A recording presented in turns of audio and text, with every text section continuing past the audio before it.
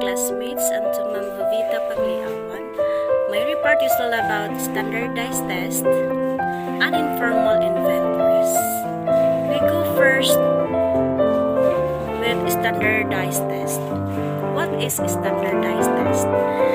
Is any form of test that first requires all takers to answer the same questions or selection of questions from common bank of questions in the same way.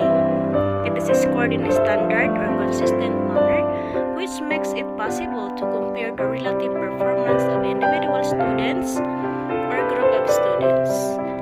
Standardized tests are carefully constructed tests which have uniformity of procedure in scoring, administering, and interpreting their test results. Standardized tests are norm reference tests that measures the pupil's level of achievement in various content and skills areas by comparing their test performance with the performance of other pupils in some general reference group. Different types of tests and assessments may be standardized. In this way, the term is primarily associated with large-scale tests administered to large populations of students, such as multiple-choice tests. In addition to it, standardized tests can include true or false questions, short answer questions, AC questions, or a mix of type of questions. Multiple choice and true or false formats are widely used for large-scale testing situations because computers can score them quickly, consistently, and inexpensively.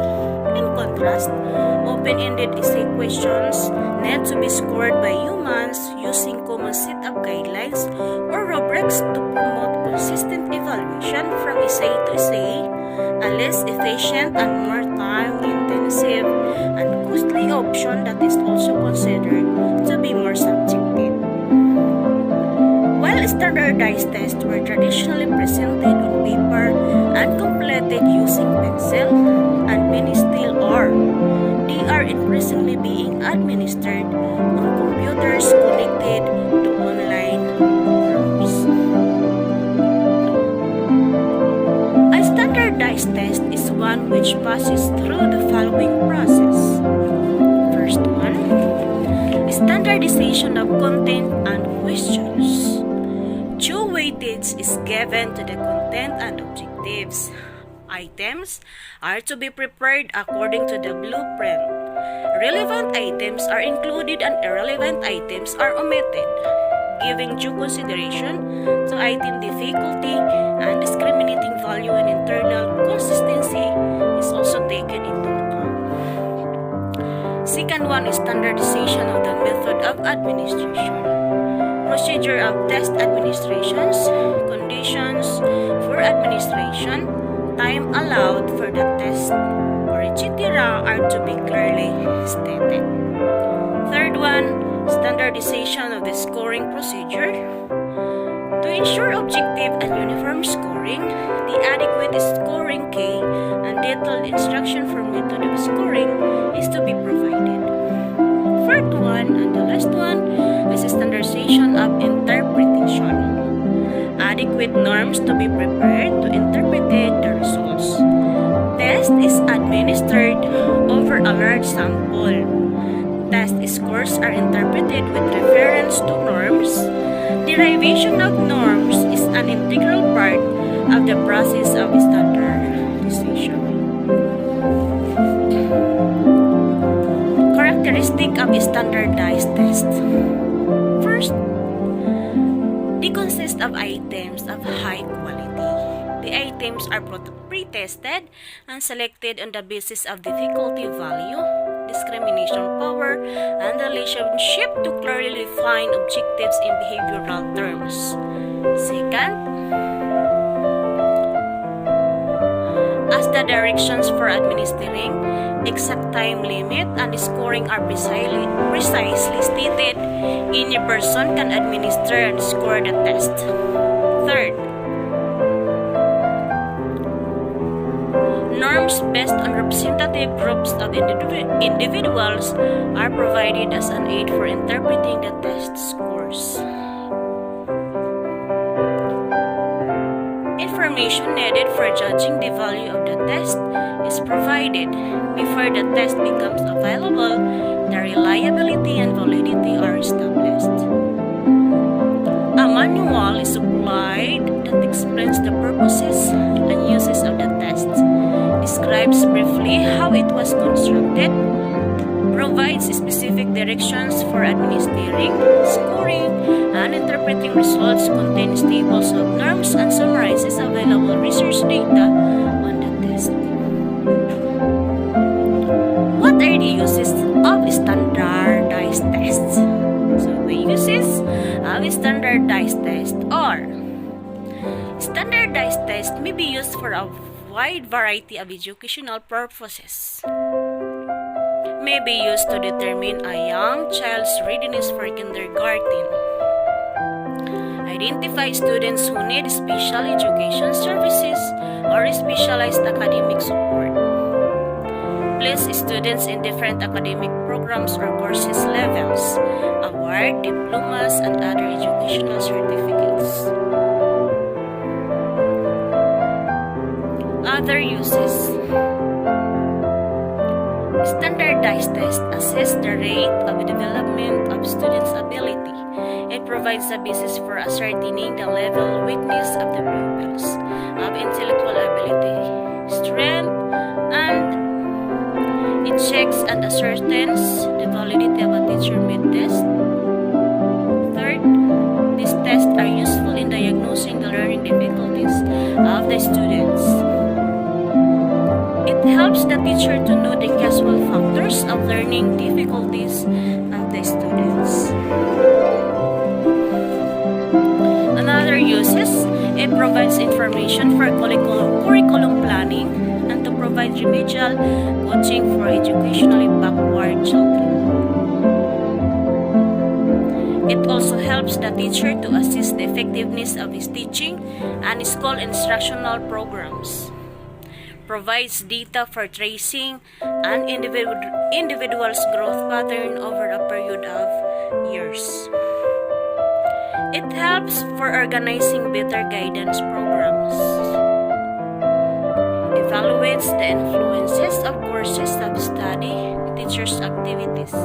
Teaching methods and other factors are considered to be significant for educational practices. When focused on reforming schools and improving student achievement, standardized tests are used in a few primary ways. To hold schools and educators accountable for educational results and students' performance. To evaluate whether students have learned what they are expected to learn. To identify the gaps in student learning and academic process. And to identify the achievement gaps among different student groups. And to determine whether educational policies are working as intended. Most common forms of standardized tests. First, achievement tests. Achievement tests are designed to measure the knowledge and skills students learned in school or to determine the academic process they have made over a period of time. Second, aptitude test. Attempt to predict a student's ability to succeed in an intellectual endeavor. It's a forward-looking in that they typically attempt to forecast or predict how well students will do in a future educational or career setting. Third, college admission test, used in the process of deciding which students will be admitted to a collegiate program. Fourth, international comparison tests, administered periodically to representative samples of students in a number of countries, including in the United States, for the purposes of monitoring achievement trends in individual countries and comparing educational performance across countries. Fifth, and the last is psychological test. including IQ tests, are used to measure a person's cognitive abilities and mental, emotional, developmental, and social characteristics. Other list of standardized tests: independent school entrance examination, secondary school admission test, high school placement test, specialized high school admission program, cooperative admissions examination program, preliminary scholastic aptitude test, and general educational development test. Now let's move on to informal inventories. Informal assessment, sometimes referred to as criterion reference measure or performance-based measures, compare a student's results against a set of performance or criteria,